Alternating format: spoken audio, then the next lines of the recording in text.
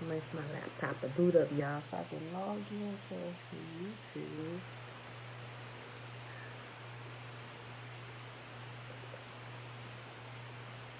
Tiffany, peace and blessings, peace and blessings. Hey, y'all, hey.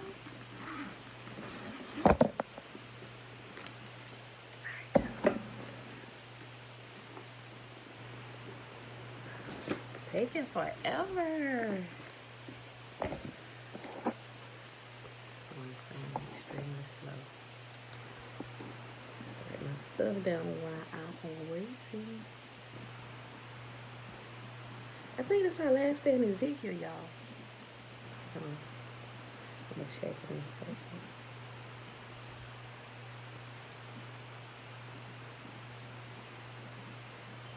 Okay. Finally.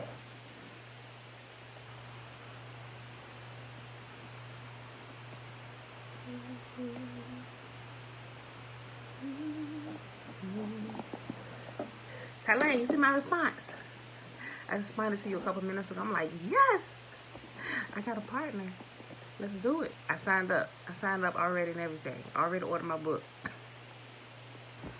I'm so excited to have a partner. Somebody want to fast with me. Okay. Cool. All right. Let me open this up. Great rising, Shayla. I'm opening up YouTube, y'all. I know. Hold on. So this store. Nope. Don't restore that.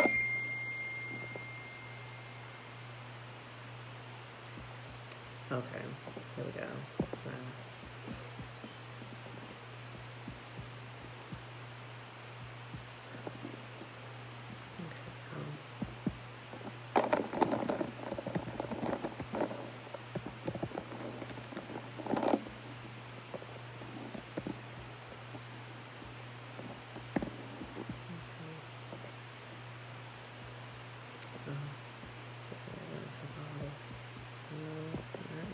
Children.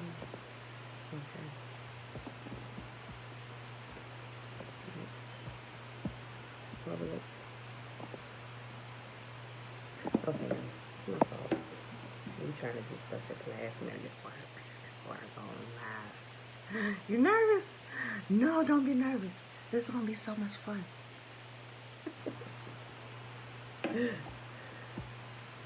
Because it's not just us. It's going to be a whole other group of people, too. It's almost like jumping off the dive board the first time.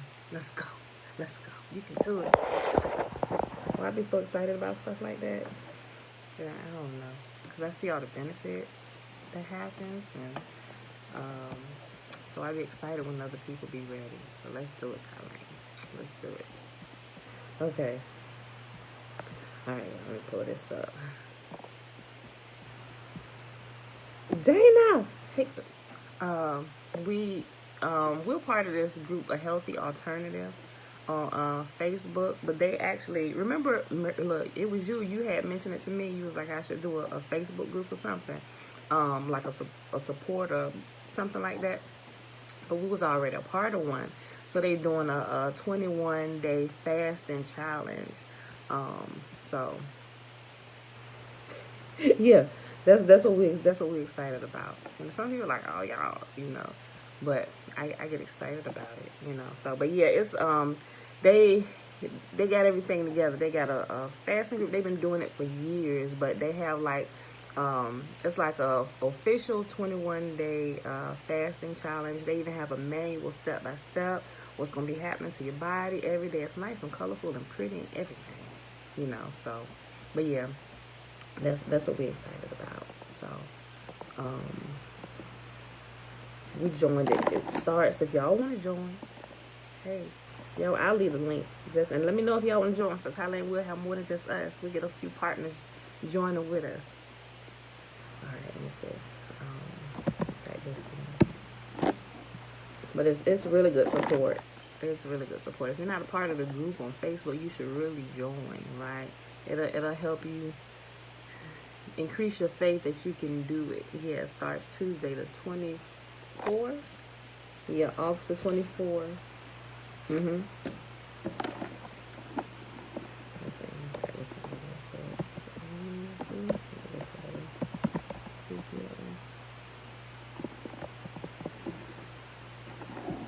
Yeah, so prep starts Wednesday.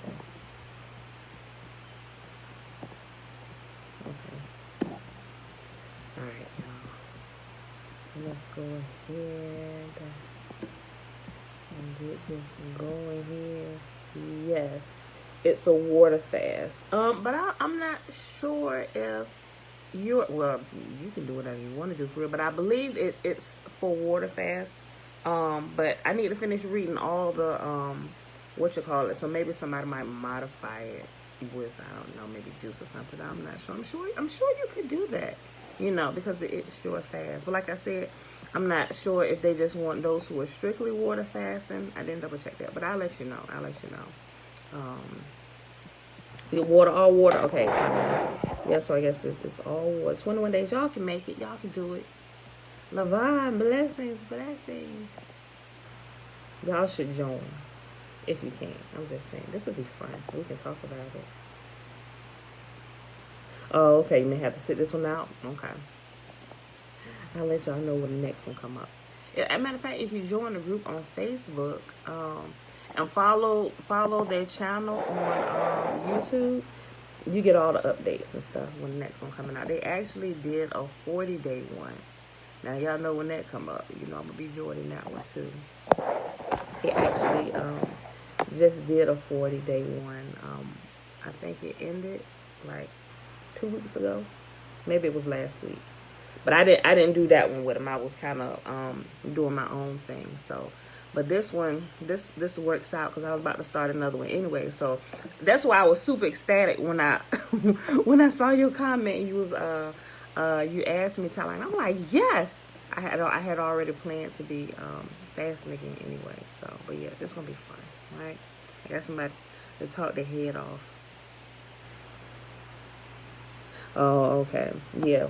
When you fast, some people still try and work out while you fasting, water fasting, and some people do. It can be done, but you got to be careful. And depending on how long you're fasting,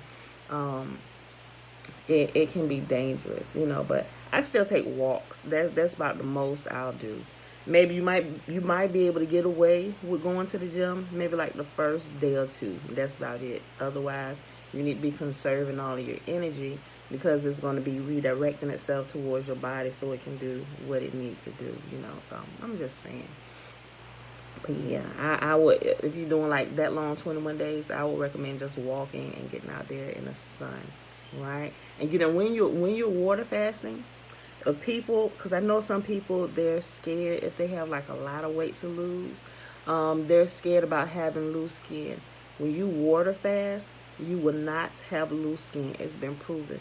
There's some, matter of fact, it's so many people that water fast and do it appropriately where they do not have loose skin. They take pictures and everything. And I know I still got a little bit to lose, but I was kind of concerned about that before. But what happens when you water fast? What your body does to heal itself, it takes care of that in the process. So people that lose weight fast, like doing diets, but they're putting other things in their body and they're still working out, sometimes they still tend to have a little loose skin, but not when you water fast. Water fasting is the ultimate healer, and water fasting will prevent loose skin, right? So even some of my gut that I done lost, I was like, I might have a little loose skin, but no, it all, and it really baffles me how it shrinks. It's just, I don't know. I would say it's more than genetics. It's I don't know. It's the power of water fasting. If you're scared about loose skin, water fasting will take care of that, because it's going to eat all the, I guess because of how the body, the mechanisms in the body when you water fast, what's happening, what it begins to do, it literally, because if you got a bunch of extra fat, when you water fast, when you stop putting in food this way, the body goes inward to get the food, and it goes to all that stored fat, them extra pounds that's on the body is That's food source. Me too, Trina. Trina said she got a goal about 40 to 50. That's about my goal, what I got left, right? But all the extra fat and stuff on the arms, the backside, around the gut, the visceral fat around the gut, that's food. That's food that's been stored away for a rainy day, right? So when you water fast, that's what begins to happen. And it gets its energy from all those fat stores and it efficiently eats it away, which is why there is no loose skin left when you water fast, right? And I learned a good deal about that simply by being in a healthy alternative group. That's what it's called on Facebook if you're not a part of. It's called a healthy alternative. Yeah, you'll definitely, it helps with the, look, Dana, it helps with the cellulite too. It's definitely going to get the meat out your system, especially the meat, if you've been, because I know y'all pretty much plant-based, especially for the times when you were eating meat all them years, the many years and many moons ago. It's going to go in there and do a clean sweep of your intestinal tract, and it's going to push all of that out. So, but yeah, so if y'all want to join, go to a healthy alternative. Matter of fact, I'll post the link to the fasting thing that they said where it has the link where you can join up. And if you want to, it's not a 40, it's 21 days, but it's a water fast. So if you're ready, we start prepping August the 24th, Tuesday. It's Tuesday coming up, right? So they do a couple prep days and stuff, and like I said, it's instructions on what you should be doing every day and what will be happening to your body every day. And I found it happens. I don't know. That's just the course that the body takes, and everybody's body does it. Some people's body may be in one phase a little bit longer, depending on what they've done to their body and the damage that they've done to their body, whatever. I got Yaki lymphatic cleanse pills. This might help too. Yeah, look, I got some of Yaki stuff. I got the bitters. You tried the bitters, Dana? Ooh, they so nasty, but they work so good. Actually, I got a little bit left from this shipment. And all of his stuff, all of Yaki's stuff, he said it's best because it's herbs anyway. It's food. It's not like medicine, over the counter drugs where you would get sick. It's herbs, so you can actually take all of Yaki's herbs while doing the water fast. Matter of fact, he recommends it. But if you can't do a water fast while you're taking his herbs to get the maximum benefit out of everything to help heal and restore your body, then he said do a fruit diet, or a mono fruit diet, right? So with your meals, that means eat one fruit. So if you're going to eat watermelon, only eat watermelon. That's it. Mono fruit meals. It's simple.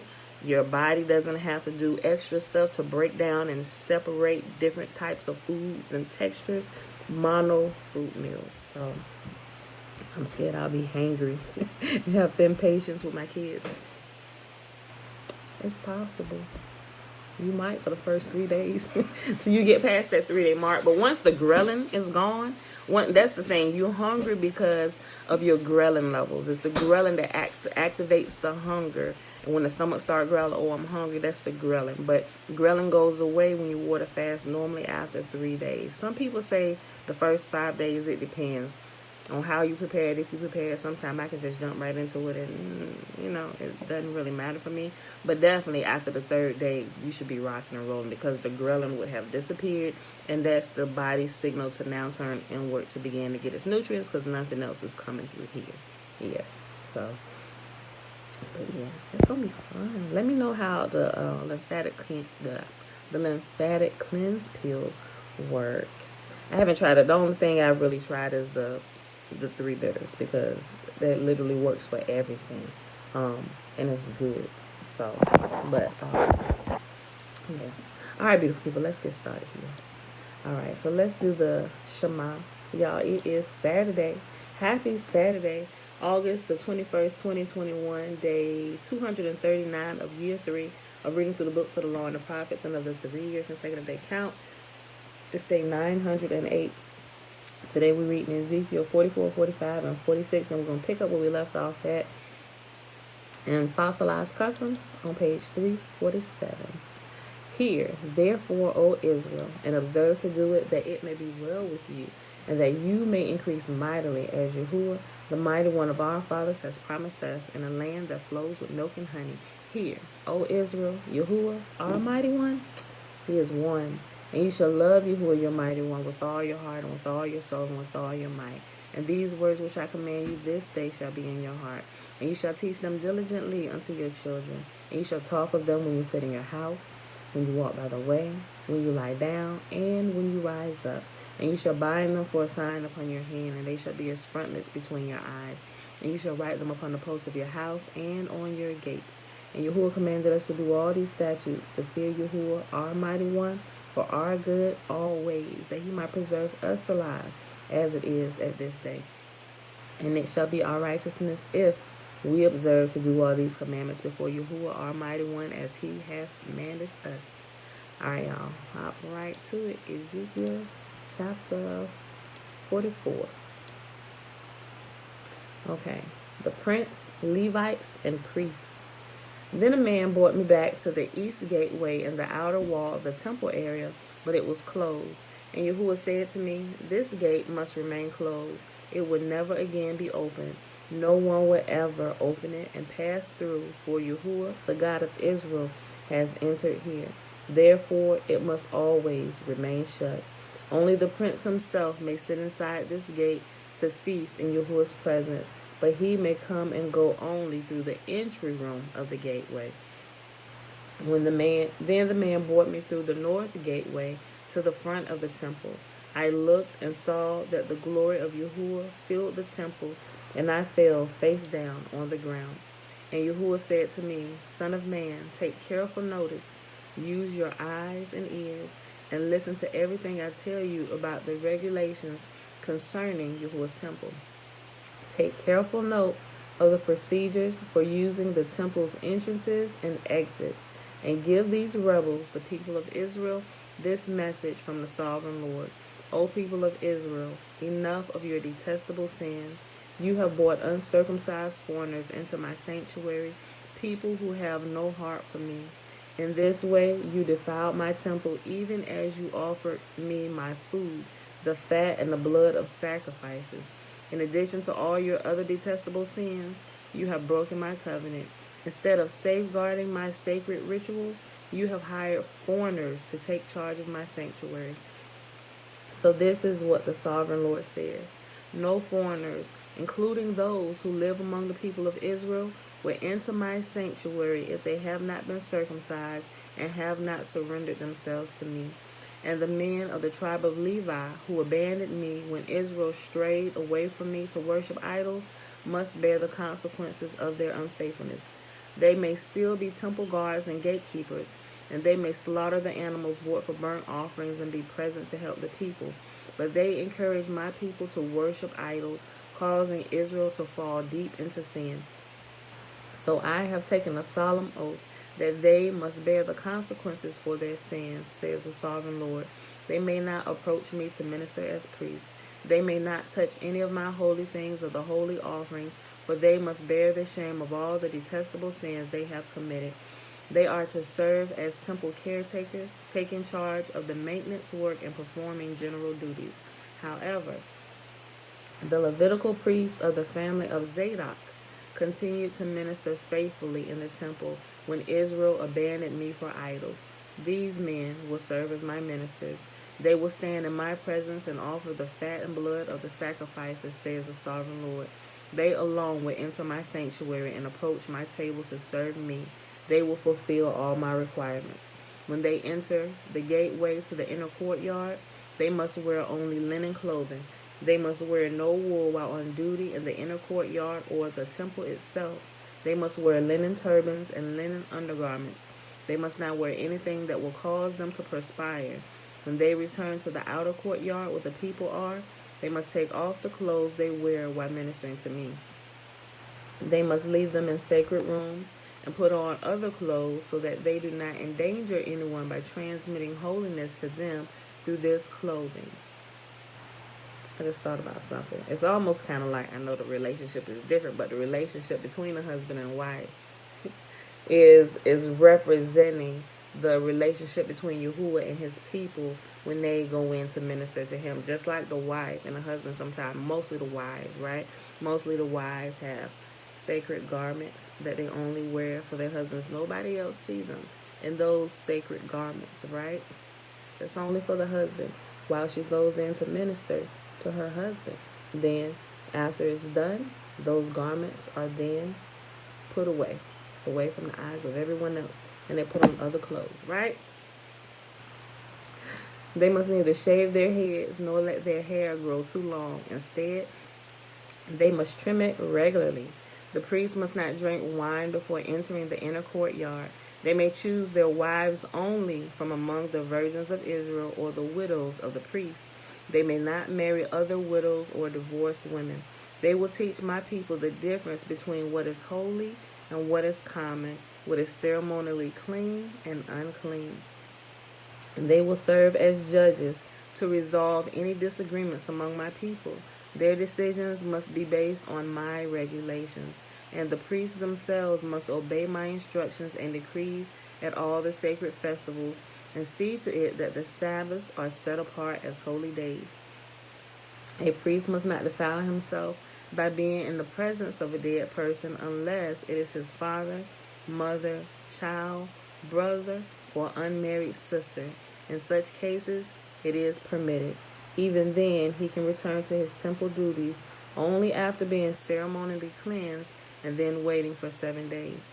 The first day he returns to work and enters the inner courtyard and the sanctuary, he must offer a sin offering for himself, says the sovereign Lord. The priest will not have any property or possession of land, for I alone am their special possession. Their food will come from the gifts and sacrifices brought to the temple by the people, the grain offerings, the sin offerings, and the guilt offerings. Whatever anyone sets apart for Yahuwah will belong to the priest.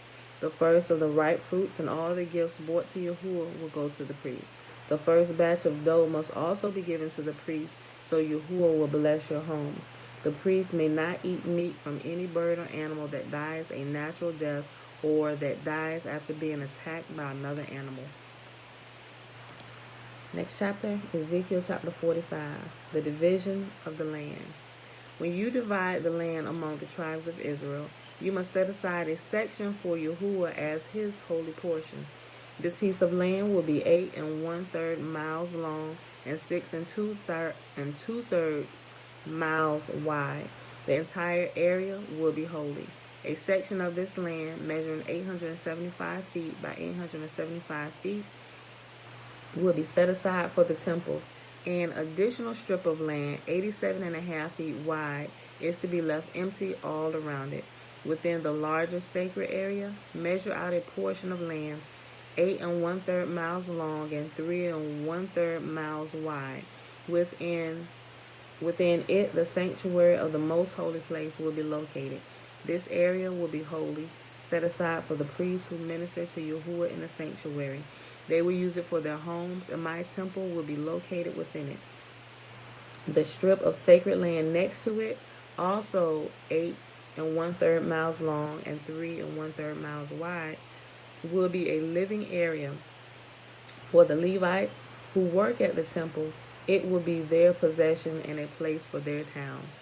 Adjacent to the larger sacred area will be a section of land 8 1/3 miles long and 1 2/3 miles wide. This will be set aside for a city where anyone in Israel can live. 2 special sections of land will be set apart for the prince. One section will share a border with the east side of the sacred lands of the city, and the second section will share a border on the west side. Then the far eastern and western borders of the prince's land will line up with the eastern and western boundaries of the tribal areas. These sections of land will be the prince's allotment. Then my princes will no longer oppress and rob my people. They will assign the rest of the land to the people, giving an allotment to each tribe. Rules for the princes. Who are you getting that for? You just got one for you. You getting a second one? It was for me and Josh. Which includes you in the equation again, and you just Oh, yeah, you shake your head. Yeah, okay. Put it back. When it's get dark, I will get some more. We'll see. Rules for the princes. But this is what the sovereign Lord says. Enough, you princes of Israel. Stop your violence and oppression and do what is just and right. Quit robbing and cheating my people out of their land. Stop expelling them from their homes, says the sovereign Lord. Use only honest weights and scales and honest measures, both dry and liquid. The homer will be your standard unit for measuring volume. The ephah and the bath will each measure 1/10 of a homer. Omer? I think it's homer. I don't know that the H is silent. The standard unit for weight will be the silver shekel. 1 shekel will consist of 20 gerahs, and 60 shekels will be equal to 1 mina.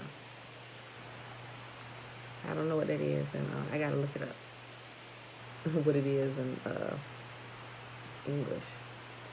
Special offerings and celebrations. You must give this tax to the prince: 1 bushel of wheat or barley for every 60 you harvest, 1% of your olive oil, and 1 sheep or goat for every 200 in your flocks in Israel. These will be the grain offerings, burnt offerings, and peace offerings that will make atonement for the people who bring them, says the sovereign Lord. All the people of Israel must join in bringing these offerings to the prince. The prince will be required to provide offerings that are given at the religious festivals, the new moon celebrations, the Sabbath days, and all other similar occasions. He will provide for the sin offerings, burnt offerings, grain offerings, liquid offerings, and peace offerings to purify the people in Israel, making them right with Yahuwah. This is what the sovereign Lord says. In early spring, on the first day of each new year, sacrifice a young bull with no defects to purify the temple. The priest will take blood from this sin offering and put it on the doorposts of the temple, the 4 corners of the upper ledge of the altar, and the gateposts at the entrance to the inner courtyard. Do this also on the 7th day of the new year for anyone who has sinned through error or ignorance. In this way you will purify the temple. On the 14th day of the first month, you must celebrate Passover. This festival will last for 7 days, which we know that goes into unleavened bread, right? The bread you eat during that time will be made without yeast. On the day of Passover, the prince will provide a young bull as a sin offering for himself and the people of Israel. On each of the 7 days, of the feast, he will prepare a burnt offering to Yahuwah, consisting of 7 young bulls and 7 rams without defects. A male goat will also be given each day for a sin offering. The prince will provide a basket of flour as a grain offering and a gallon of olive oil with each young bull and ram. During these 7 days of the Festival of Shelters, which occurs every year in early autumn, the prince will provide these same sacrifices for the sin offering, the burnt offering, and the grain offering, along with the required olive oil. All right, y'all, last chapter for the day. Ezekiel chapter 46. And, hold on. 47? Oh, okay. This is not the last day. Let's go back. Okay. Ezekiel chapter 46. This is what the sovereign Lord says. The east gateway of the inner courtyard will be closed during the 6 work days each week, but it will be open on Sabbath days and the days of the new moon celebrations. The prince will enter the entry room of the gateway from the outside. Then he will stand by the gatepost while the priest offers his burnt offering and peace offerings. He will bow down and worship inside the gateway passage and then go back out the way he came. The gateway will not be closed until evening.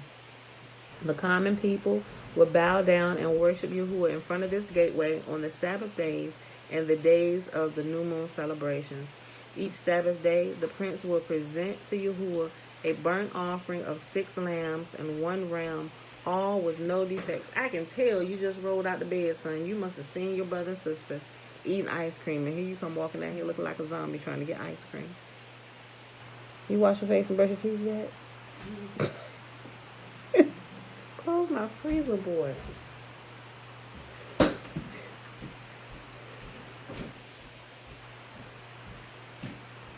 You know how one child gets something, then he or she alerts every other child that's present in the known local area. Ooh, look what I got. Then everybody comes rushing to get what they got. Each Sabbath day, the prince will present to Yahuwah a burnt offering of 6 lambs and 1 ram, all with no defects. He will present a grain offering of a basket of choice flour to go with the ram, and whatever amount of flour he chooses to go with each lamb. And he is to offer 1 gallon of olive oil for each basket of flour. At the new moon celebrations, he will bring 1 young bull, 6 lambs, and 1 ram, all with no defects. With the young bull, he must bring a basket of choice flour for a grain offering. With the ram, he must bring another basket of flour. And with each lamb, he is to bring whatever amount of flour he chooses to give. With each basket of flour, he must offer 1 gallon of olive oil. The prince must enter the gateway through the entry room, and he must leave the same way. But when the people come in through the north gateway to worship Yahuwah during the religious festivals, they must leave by the south gateway. And those who entered through the south gateway must leave by the north gateway. It almost sound like COVID rules, right? You come in this door, you leave out this door. You come in this door, you leave out this door. I'm just saying, it just reminded me of that. But when the people come in through the north gateway to worship Yahuwah during the religious festivals, they must leave by the south gateway. And those who entered through the south gateway must leave by the north gateway. They must never leave by the same gateway they came in, but must always use the opposite gateway. The prince will enter and leave with the people on these occasions. So at the special feasts and sacred festivals, the grain offering will be a basket of choice flour with each young bull, another basket of flour with each ram, and as much flour as the worshiper chooses to give with each lamb. Give 1 gallon of olive oil with each basket of flour. When the prince offers a voluntary burnt offering or peace offering to Yahuwah, the east gateway to the inner courtyard will be open for him, and he will offer his sacrifices as he does on Sabbath days. Then he will leave, and the gateway will be shut behind him. Each morning, you must sacrifice a 1-year-old lamb with no defects as a burnt offering to Yahuwah. With the lamb, a grain offering must also be given to Yahuwah, about 3 quarts of flour with 1/3 of a gallon of olive oil to moisten the choice flour. This will be a permanent law for you. The lamb, the grain offering, and the olive oil must be given as a daily sacrifice every morning without fail. This is what the Sovereign Lord says. If the prince gives a gift of land to one of his sons as his inheritance, it will belong to him and his descendants forever. But if the prince gives a gift of land from his inheritance to one of his servants, the servant may keep it only until the year of Jubilee, which comes every 50th year. At that time, the land will return to the prince. But when the prince gives gifts to his sons, those gifts will be permanent. And the prince... Ooh, I just thought about something. Ooh, look, hold on.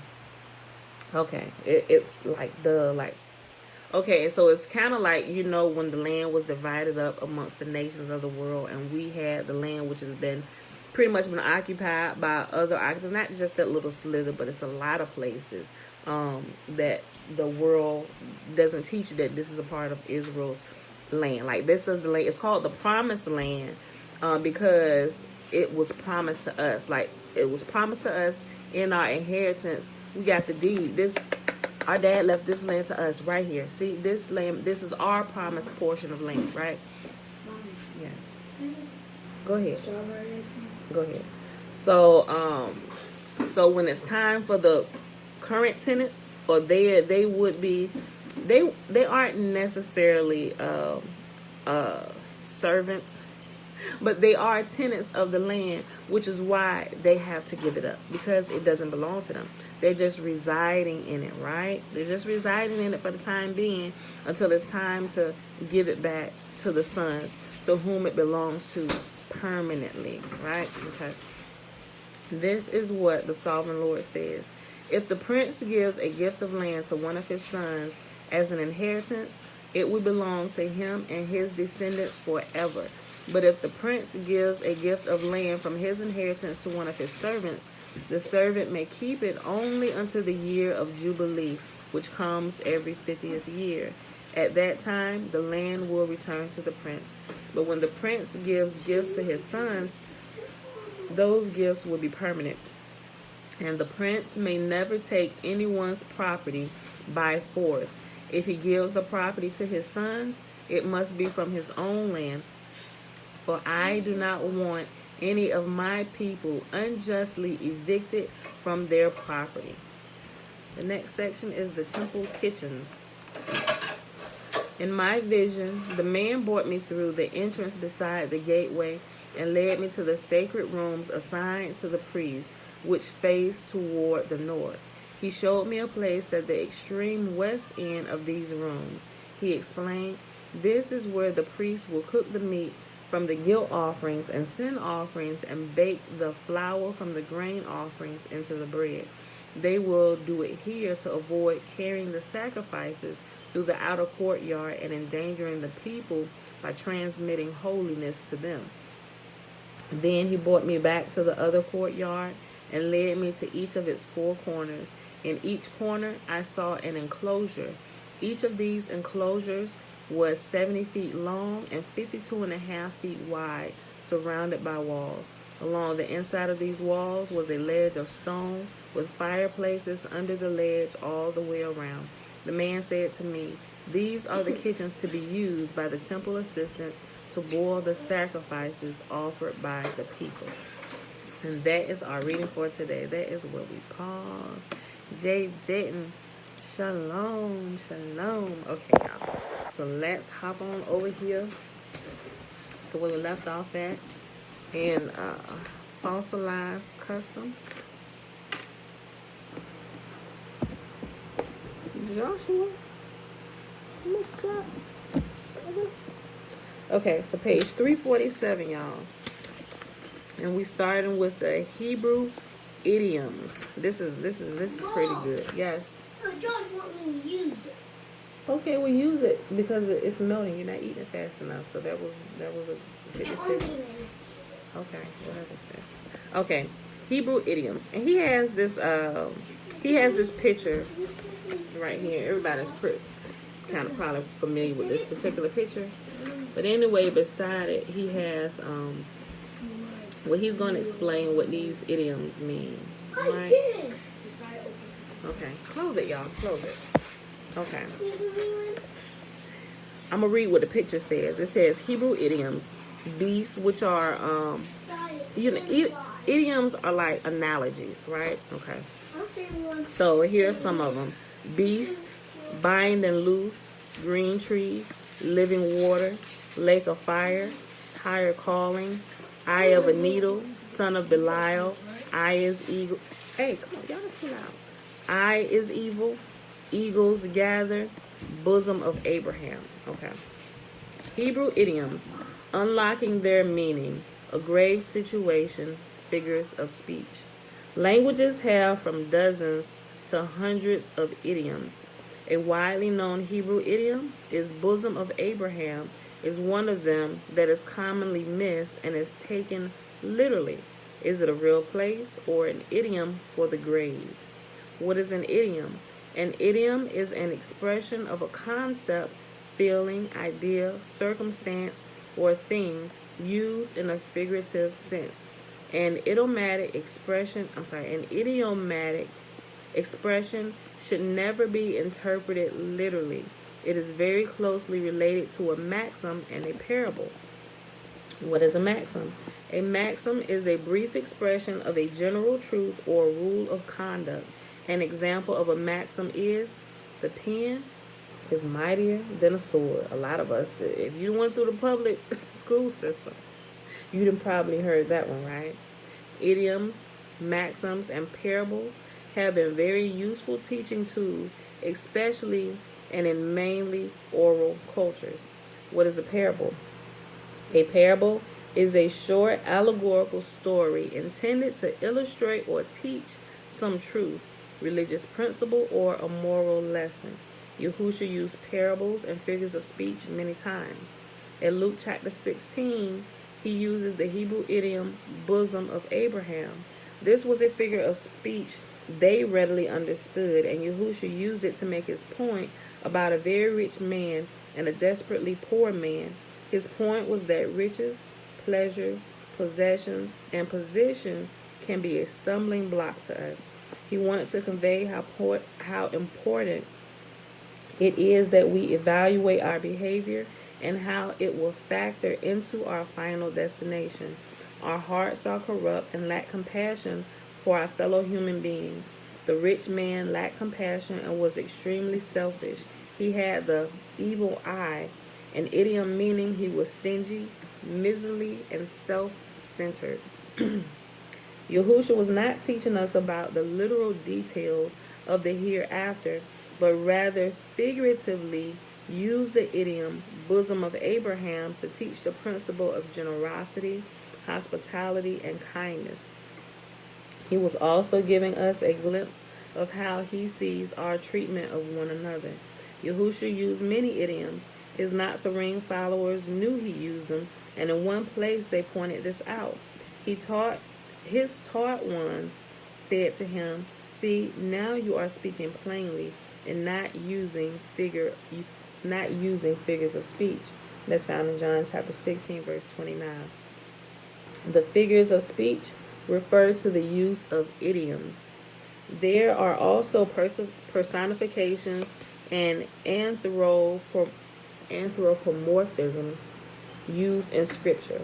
Wisdom is personified in Proverbs as if Torah is a she, that she behaves as if in human circumstances.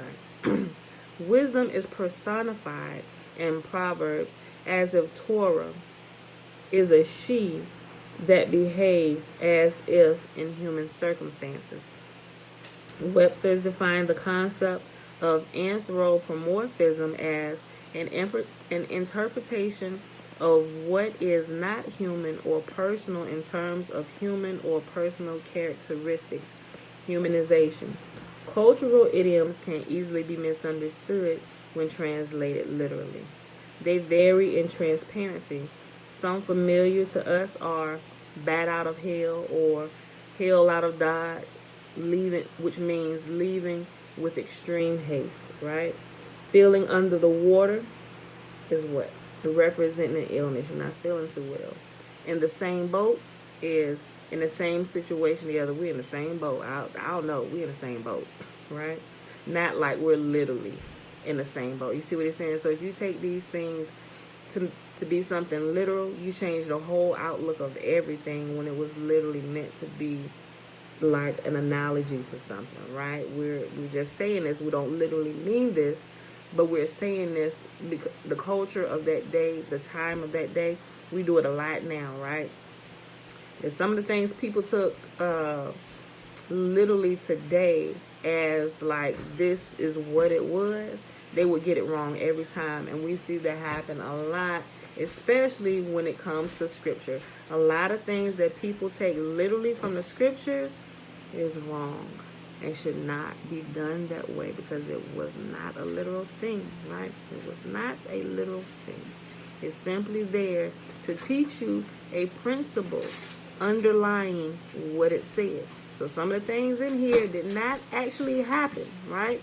I want to reiterate that. Some of these things did not actually happen, but it was said in idiom format and form to help you understand a deeper principle which we can practice today in our time period in 2021 in this generation, and it's true of every generation. That's why it seems that the scriptures are evergreen, meaning they're always relevant, no matter what year, what decade, what century you live in, because it's conveying an underlying principle. Remember that. Remember that. You will do well all the days of your life, right? And you will get results and won't be stuck on a bunch of religiosity or be religious. Some people's super religious and they think something's going to happen, but this was conveying something else, right? Something that can be tested in your day. No matter, like I said, no matter what generation you live, the principle will remain the same. The stories may change over time, and they will, and they are being changed. But the examples are changing based on the current generation. But like I said, the underlying principles will remain the same, right? If you remember that, you'll do well. Joy, shalom, Shabbat, shalom, right? Okay. Cultural idioms can easily be misunderstood when translated literally. They vary in transparency.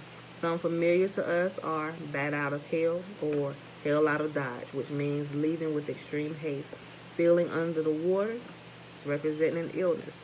In the same boat means we're in the same situation together. Woke up on the wrong side of the bed, you cranky.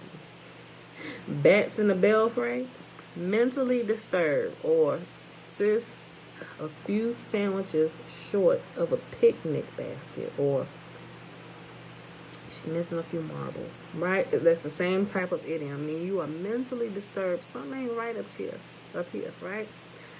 Graveyard shift, working a late shift or past midnight. Silver lining, the detail. Oh, there's a silver lining, right? Which means unforeseen good aspect of a bad situation, right? There's something good in this. You're not seeing it, but there is a silver lining there, right? If we play our cards right, I mean, if we careful, if we do this right, raining cats and dogs. We know it's literally not raining cats and dogs from the sky. It simply means it's a heavy downpour of actual rain falling from the sky, right? A red herring is a distracting or misleading clue. Red hot, exciting. Red-handed, in the act, you got caught in the act of doing something wrong. Have a bone to pick. That means a dispute between people, right? Heap coals of fire upon his head. It means to shame them. Raking over the coals. Openly shaming someone. Thrown under the bus. Exploiting the situation to cause blame to fall on an innocent person. Man, you just threw me under the bus, right? Kick the bucket. Croak. Bite the dust. Bought the farm. All those mean, oh yeah, granddaddy just bought the farm. What farm? He did, right? And so on. If we don't understand how to apply idioms, we can easily get egg on our face, right?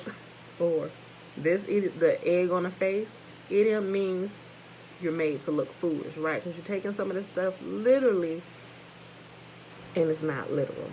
I'm just saying, just keep that, hold that close, bring it along with us while we learn. Because while we breaking up all these fallacies and stuff that we find in the scriptures, we're going to get to bare bones, begin to pull out the principles that we really should be gleaning from Torah, right? That's what the key is, the principles to apply, right? Now that we're older, we no longer need childish stories, right? We no longer need the parables, and now we can speak plain to you. When you can speak plain to somebody and not have to give them stories and examples, they've matured where they can understand principles, right? And it's so good, right? But while you're growing, we need to give you some, let's tell this to you in story form fashion, right? If we tell it to you in story form fashion, at least you remember the order of events of the story, and you remember what each one is. You kind of need those things you need to pair it with something good, or good memories, that whole principle. Because sometimes a lot of people just can't remember raw data and facts. It's like, what?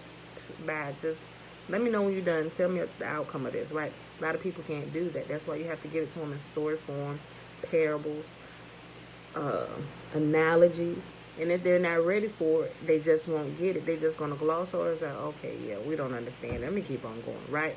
You're not ready for it. But when you're ready for it, you come back, hold on. So when you said such and such, this is what you meant. Ha ha. Ha. Okay. If we don't understand how to apply idioms, we can easily get egg on our face. This idiom means made to look foolish. We can easily fly off the handle and invent fantasies, unreal places we think may really exist. Okay. Purgatory is a fantasy realm. It's a syncretism borrowed from Buddhism. Catholicism exploits the belief in this fantasy realm to collect vast sums of wealth in exchange for indulgences, which are said to eliminate or reduce a fiery torture for venial sins or for lesser sins. No one can be in purgatory because it doesn't exist. Purgatory appeared for the first time in Christian tradition in the late 12th century and is derived from a Buddhist practice of making offerings for the dead.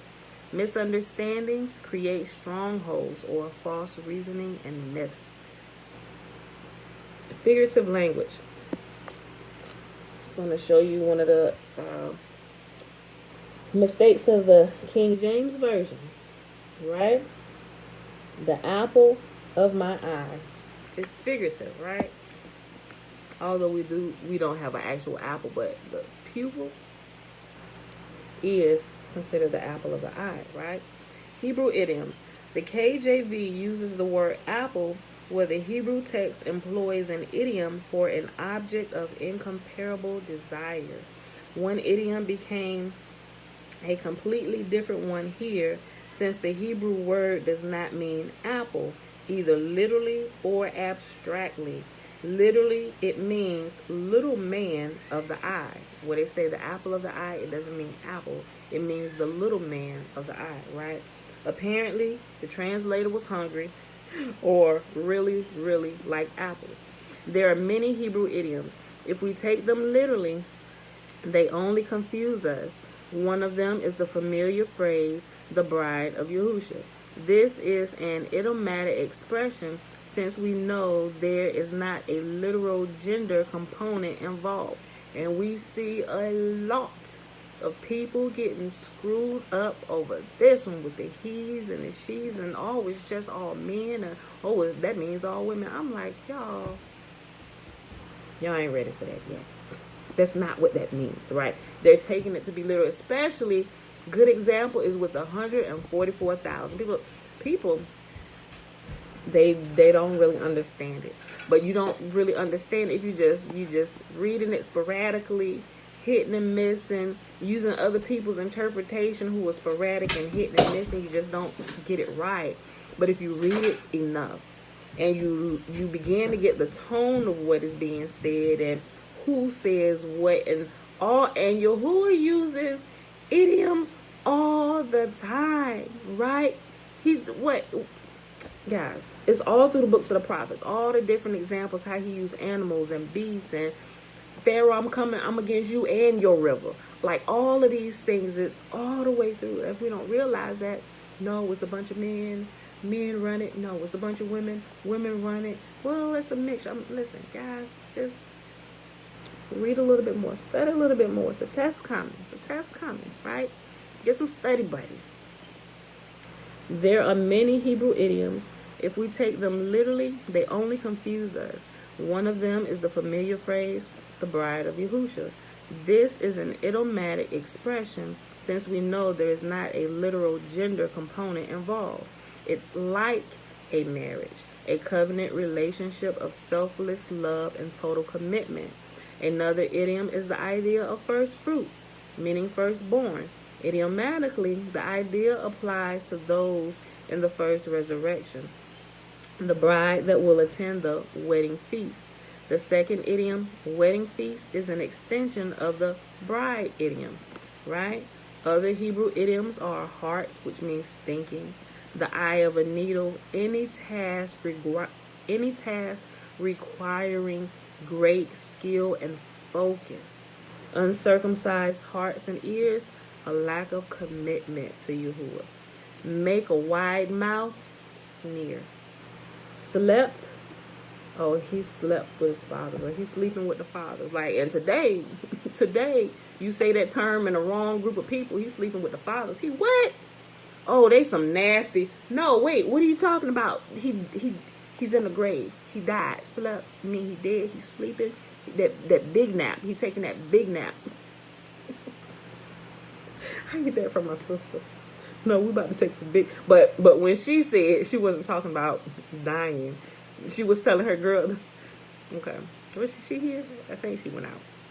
So her small girls, you know, they have, of course, small kids have to take naps and stuff. So when it's bedtime and they don't want to go to bed, oh, we got to take a nap. My sister like, yeah, you about to take the big nap, meaning you about to go to bed for the night. It's funny. So y'all get it. To receive another heart means to change the mind, right? Lift up his eyes, meaning he saw or she saw. Hate means to avoid or prefer less than another.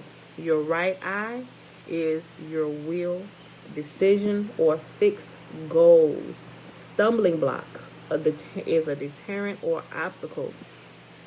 The ropes of an open grave is to speak deceitfully. Enlarge space means to set free. Under the ban may mean either dedicated only to Yahuwah or to be completely destroyed, right? So one that's dedicated only to Yahuwah, under the ban, which would be like Nazarites. We're under the ban, right? Dedicated solely and only to Yah, right? But if you're under the ban, we're gonna, like he uses it again, we're gonna put Israel under the ban. Like you're getting kicked out of the land, not necessarily be completely destroyed, but for a period of time destroyed, out of this land, out of here, gone kaput. Stiff neck means obstinate. Kiss the son, you know the scripture, kiss the son lest he be angry. It means to show loyalty or pure homage. Bronze forehead, brutish, unhearing, means you got a thick head, you hard-headed. Remove the foreskin of your heart. That means commit yourself. Hard-hearted, everybody know that. Stubborn, unyielding, and lacking compassion. Gird up your loins. That means be ready. Open the womb. Give birth. Kidneys, your gut or inner carriage. Flowing with milk and honey means fertile, right? A land flowing with milk and honey. It wasn't that the land was flowing with milk and honey, although it could be found there. It means that the grounds were very fertile and it produced a lot of stuff in abundance. There was no lack. Living water is the Torah observing and love. Green fruit, fruitful, righteous, obedient, and loving one. Dry tree, rebellious, unfruitful, hated one. Seed, everybody know what seed is. That still is the same today. Your offspring, right? Offspring or descendants. Bind and loose means to forbid and permit. Bury my father. Collect my inheritance. I gotta go bury my father. Yeah, we're gonna bury him, but we're gonna also get the inheritance that comes along and that is passed along when the father dies, right? Evil eye, stingy, miserly, poor in spirit means humble, selfless, or mourning one. Eagles gathered together. Messengers, the weed reapers at the harvest of the earth. Right hand means might and strength. Higher calling, those selected as the bride, the first fruits at the first resurrection. Old wine means men's teaching. New wine means truth, freeing a person from men's teachings. New and old wine cannot mix together. And you'll see a good example of this in the New Testament, where it talks about you can't mix clearly you can't put new wine into old wine skins, or it's gonna burst, right? You can't do it. They don't mix. You have to put new wine in new wine skins so that they can be preserved and grow and age together, right? If you know anything about wine. One cannot serve two masters. The heart or the wine skin must hold on to traditional men's teachings, old wine, or pure truth, or the new wine. Either you're going to hold to the one and despise the other, or you're going to cling to one and completely put away the latter, right? Put away the former. Other idiomatic, Other idiomatic expressions include beast, lake of fire, mother of harlots, and lukewarm. In the Hebrew culture, Pharisees understood the bosom of Abraham as another way to refer to the grave, or also hell, right? Hell, you won't really find that in the Old Testament, but you'll find Sheol and Sheol, sleeping with the fathers. There was a couple more, but they all simply meant that you're going to the grave, like you're buried 6 feet or however deep they dig the hole to put you in, right? You're in the grave, meaning you're no longer in animated form in this realm. Your spirit has gone into another realm, but your fleshly body is sleeping, right? It's dead. It's taking that big nap, the big sleep, right? In the Hebrew culture, Pharisees understood the bosom of Abraham as another way to refer to the grave, where everyone was in the same boat. Yahuwah never goes into detail about those in Sheol, so we must acknowledge it is under his sovereignty. We know next to nothing about it because it is not our current estate.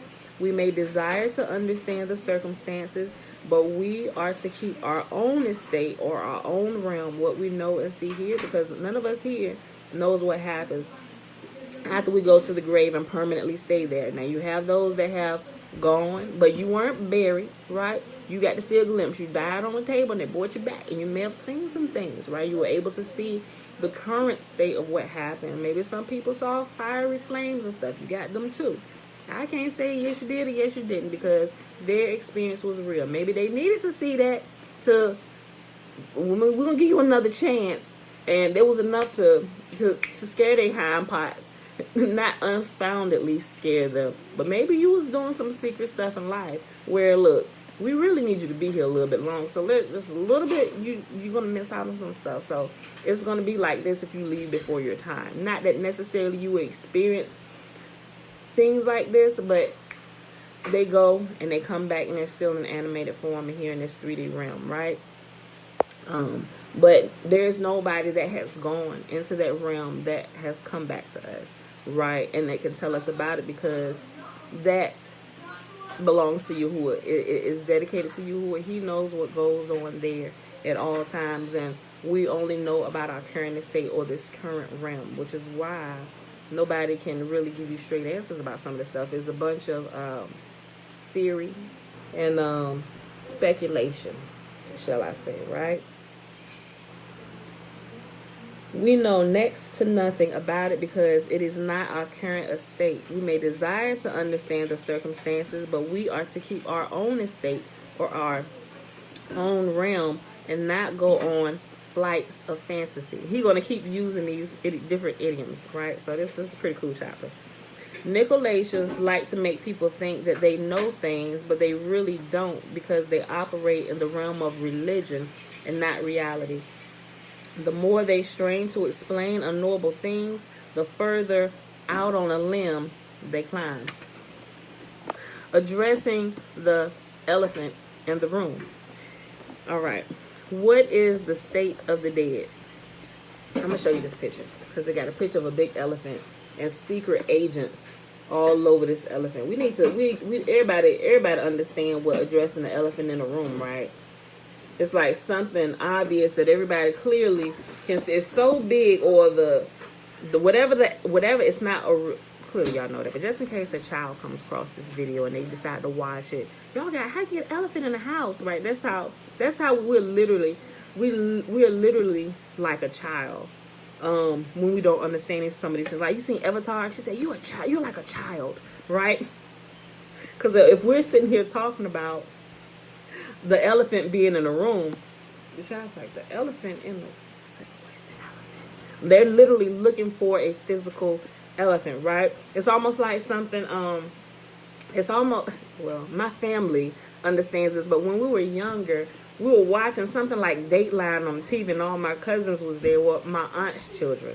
and it was talking about serial killers. And one of my male cousins, he was like, they kill people for cereal. That's what he thought because of a serial killer. But clearly, we know those that are of age and we understand this term or this idiom or this analogy or this maxim, we know that it's not a person who kills people for their breakfast cereal, but it's a person who kills multiple people, meaning you kill many people. You're a serial killer, right?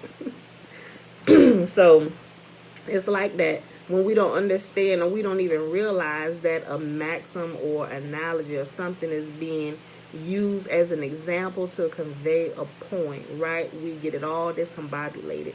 And that's what most of the people in the church, they got it all discombobulated. People that come out of it, they still trying to understand some things, but they're still holding on to what they had discombobulated over here and just bringing that stuff along when they should have let it go. No, that's not what that meant. I know they told you that's what that meant, but I'm gonna show you. Some things you can't tell people right out because in church they teach you stay away from this, you stay away from that. Nope, that's the devil. Anything you hear, they got trigger words. They trigger you with all kinds of words. So when you hear, he's like New Age, Satan worshiper, and they keep you away from truth so long because they indoctrinate you so good, right? And you never even understand just some of the elementary things, right? And you remain a child, right? A child that still needs children's stories. What is the state of the dead? The dead are in a state removed from our realm entirely, but still remain in the mind of Yahuwah. They are outside our physical realm of space-time, so time is not passing for them. In this state of being, they are awaiting their resurrection from the dead. Such heavenly matters are very misunderstood from the vast majority, and this is quite understandable. The prophet Daniel is waiting in a state idiomatically called the bosom of Abraham right now, resting until he is raised. Daniel chapter 12, verse 13. But you go your way till the end and rest, and arise to your lot at the end of days. The dead are not consciously aware of anything, but resting in a temporal interlude as if sleeping. The dead know nothing, being unconscious or unaware. Their next conscious thoughts will be at the moment they are raised at the presence of Yahuwah. We are of good courage and are well pleased rather than to be absent from the body and to be present with the Master. 2 Corinthians chapter 5 and verse 8. That sounds as if it will be immediate as we reckon time, but we have to consider that how we perceive reality here in the physical realm needs to be adjusted for the heavenly matters over which Yahuwah alone is sovereign. The dead will be in the presence of the Master in one of the two events called the first and second resurrections. Although their flesh has ceased to live, Yahuwah stated that all are alive to him. This is explained in Matthew chapter 22, verses 32. Daniel and David are not yet in the presence of Yahuwah. Note John 3:13. And no one has gone up into heaven except he who came down from heaven. Also Acts 2, verse 34. No one is in heaven yet, nor has anyone entered the lake of fire. You will see this as you read further. Two resurrections of the dead are ahead of us. Yahuwah will determine if they will be clothed with immortality or face annihilation in the second death or the lake of fire. Both the righteous and unrighteous who have died are in a place called the grave. In Hebrew, it's Sheol. They will be called forth to one of two resurrections from the dead. The first resurrection will occur at Yahuwah's return, and the second will occur at the end of a millennium or 1,000 years. All right, so we'll pause right here since we're already at an hour and 6 minutes, and we'll pick it back up with the linchpin of all history, and then we'll go into who or what is the beast. All right, y'all. So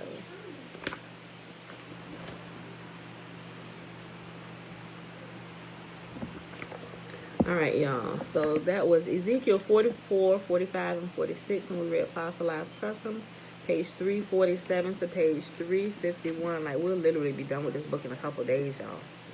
We really will. Oh, wait. We might be done with this tomorrow. Hold on.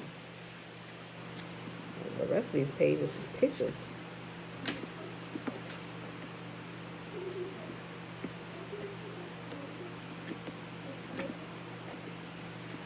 I say 3 days max. If when I start reading, I don't start telling y'all some story of my life, we'll be done in about 2-3 days max. You know how long-winded I can be telling y'all stories. Okay. All right, y'all. It is Saturday, August the 21st, 2021, day 239 of year 3 of reading through the books of the Law and the Prophets, another 3-year consecutive day count, day 908. I told y'all what we read and everything. So let's go ahead over to the blessing.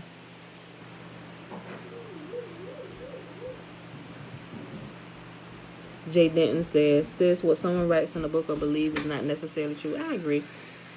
There is a place of fiery, I'm sure you meant fire. There is a place of fiery torment as well as a heavenly realm. And there are those that have actually been in such places.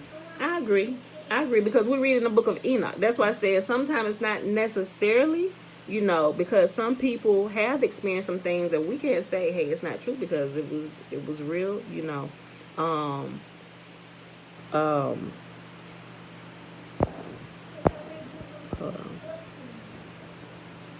Oh, okay. I saw that.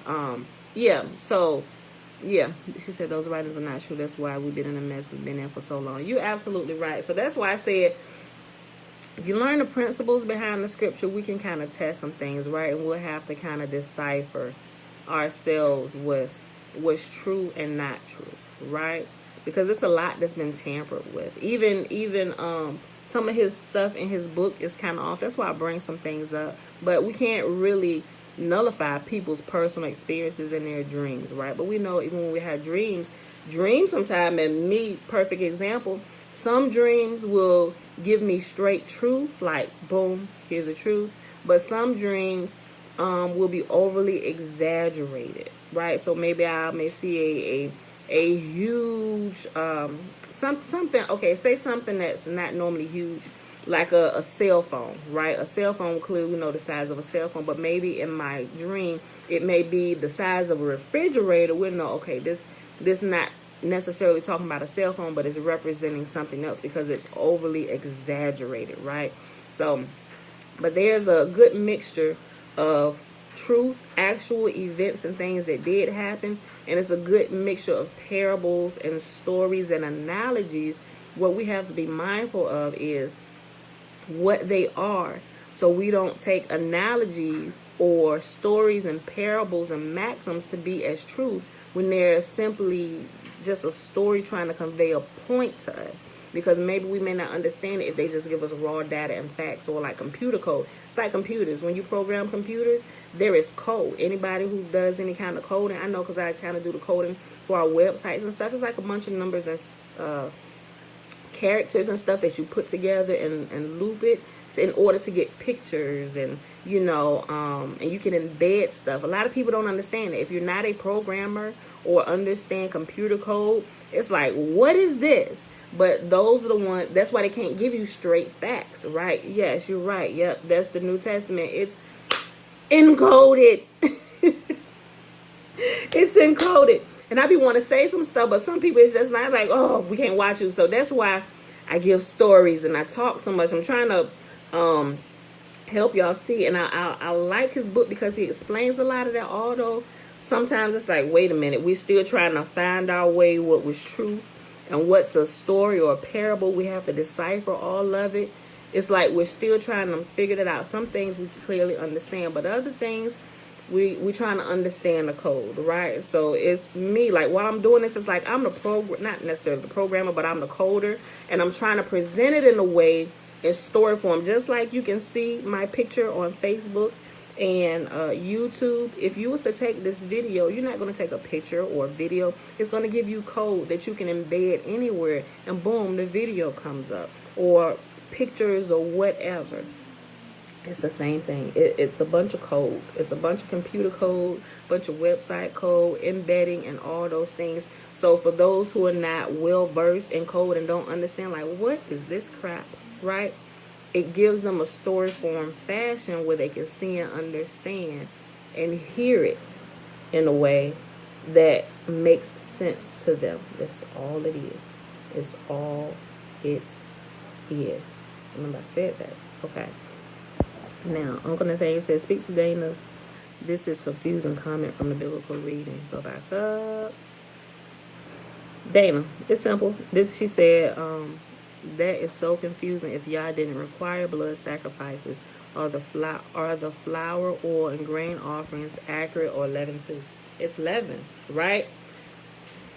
Remember, there were things that were added in. Yahuwah says, I don't require it. So anytime you see Yahuwah saying, do this, and the slaughterings here, that was added leaven to it. Because everything that Yahuwah tells us we can do can be completely done at all times without the slaughtering of any kind of animals or any humans. He said the blood defiles. Anytime you see it, anything in scripture, old and new, that goes against that what we can do wherever we're scattered to the four corners of the earth. Remember, take everything we learn, bring it all with us. Keep everything. You have to have all the pieces. If anything goes against that, it's added leaven. And that's how you can easily pick it out. So, I mean, it's Ezekiel, and I just kind of read it, but just remember that while we're reading. Sometimes I didn't come in and say it today, but I did say it yesterday when I was talking about it. Remember I said the temple and the rooms for slaughtering with the priests.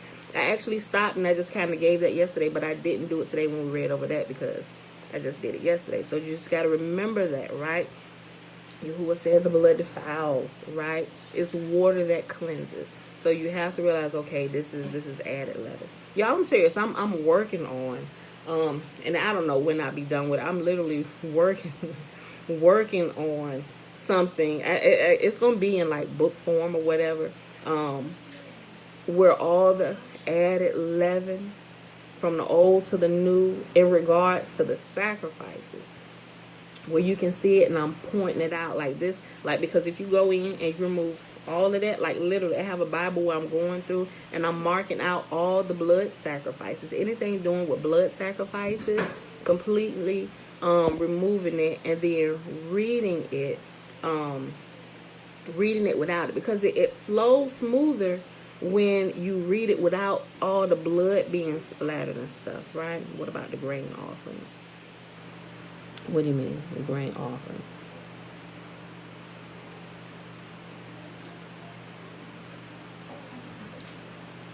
Like offering the grain offerings. So with the priesthood, remember, we read today, all the offerings that we give to Yah is given to the priest, but the priest they receive, let me see how I can, they everything that's given to Yah in turns give it to the priest, right? The grain offerings, is it accurate? If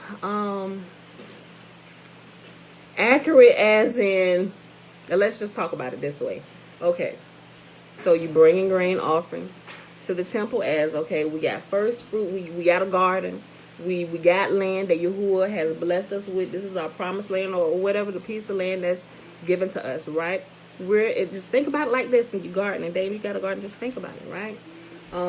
So Yahuwah has blessed the land where it's fertile, and it's giving us sustenance. It's giving us food. Father, thank you for blessing the land. And because I'm so thankful, I'm gonna take the first fruits of what you done blessed me with. I'm gonna give it to you. But since I can't physically give it to you, I'm gonna give it to the person you appointed for my thanks and my appreciation for what you've given to me, right? It all belongs to you anyway. So to show my thanks, thank you. This, I don't know, this is the harvest of grain, barley, corn, whatever. This is the first. I want to, you get to taste first. You get to taste first. So here you go, right? So you're going to give it to the priest, right? Because they're his representatives of him here on earth for this particular thing, right? If you want to give him something, give it to the priest, right? Okay, so now that the priests have it, now Yahuwah said, now whatever they give to me, you can keep, because the priests, they didn't have an inheritance. Their inheritance was Yahuwah alone, right? He said, I am your portion, right? Although Yahuwah did have them, the other tribes were required to give them portions of the land because they also had families and stuff within the tribe. So they did have land, but it was given to them from their brethren or their cousins from within the tribe. So there's always land for the Levites in each tribe or portion of land with the other tribes, right? So they have a place for their families to live and grow and stuff, right? So she would be doing it. It says to do it daily. I would, but see, here's where understanding the principles, just raw facts and data, comes into play, because you don't have a priest to actually go give this stuff to, right? But if you want to practice it, like physically practice it, like taking what's done, and sometimes we physically practice it, although I don't necessarily have a priest, whatever. So it also talks about giving food to the homeless and the poor, or different things like that, or somebody else. I'll give it to somebody like that. If I can't find anybody, if I cook it myself, sometimes I will just cook it myself because there's nobody to give it to. I still try and practice it, like with the green beans and stuff. When I cook the green beans, it wasn't really when I harvested, I had a small harvest of green beans, but when I cooked them, I'm like, okay, well, Father, thank you. This is our first harvest of green beans ever, So I'm giving them to you. Thank you, but I'm gonna give these because it was only enough for one portion. So using that same concept, because my husband is the priest of our home, he got all of those green beans. I cooked them and he ate them. I'm like, y'all don't touch them. Don't. But Mom, no, these are for your dad, right? So I look at different ways and thinking about how we're, so I find different ways to practice it, because I know some of the things are not literal, but if we're looking at like that, we want to practice it, that's okay, and you can do it that way. So it said, yeah. So Dana, that's how I answer that. That's what I do, So I'm just saying. Right. Okay, Jaden, thanks. That's great, sis. If you need help with that, I'm here for you. Thanks. Okay. Yes, I'm working on. I got my bunch of notes and it's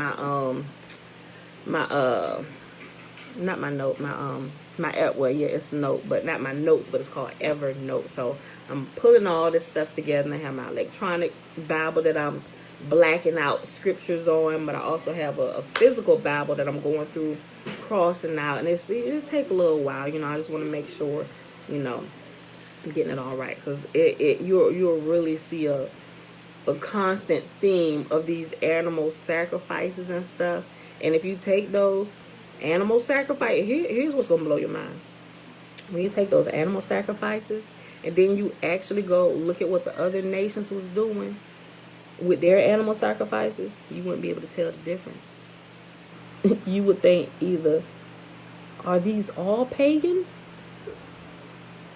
or are all of them priests of Yahuwah? Like, you wouldn't be able to tell the difference.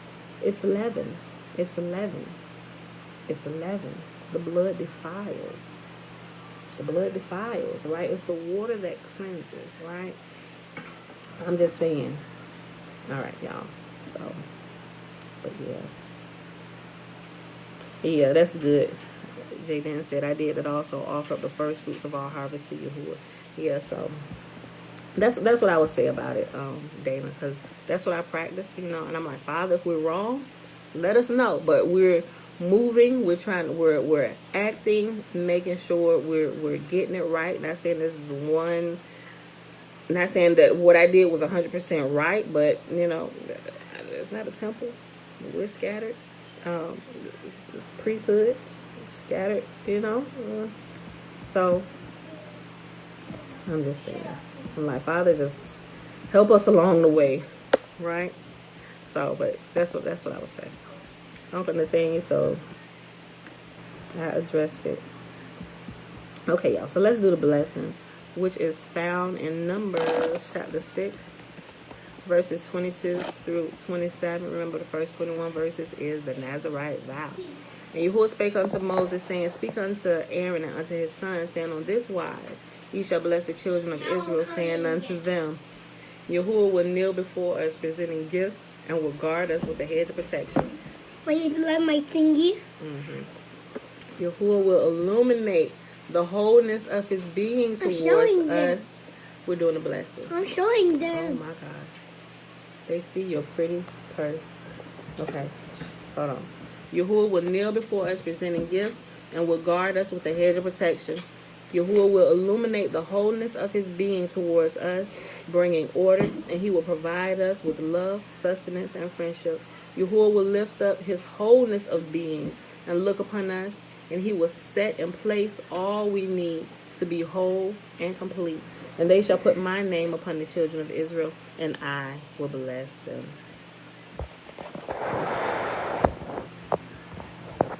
Ooh, wait. Ooh, Jay Datton. Look, I believe it, but what about the statement, the life is in the blood? Go find my video that I did when I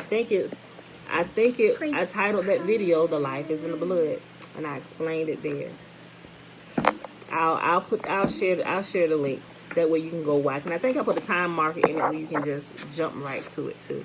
So with that being said, beautiful people, that's it. We out of here. Love you. Enjoy the weekend. Peace.